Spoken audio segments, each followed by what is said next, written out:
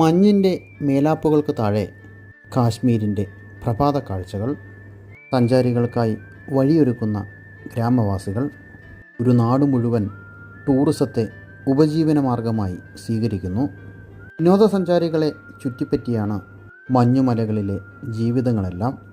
ഒരു നിയോഗം പോലെ മഞ്ഞിൻ്റെ വിസ്മയങ്ങളിലേക്ക് വിരുന്നെത്തിയ സഞ്ചാരികൾ അവരുടെ ആഘോഷങ്ങളും ആർപ്പുവിളികളും കൗതുകങ്ങളും കാശ്മീരിൻ്റെ മലനിരകളെ സജീവമാക്കുന്നു. എങ്ങോട്ട് നോട്ടമയച്ചാലും പ്രകൃതിയുടെ അത്ഭുത പ്രതിഭാസമാണ് എങ്ങും. നിരവധി അപരനാമങ്ങൾ ഉള്ള നാടാണ് കാശ്മീർ.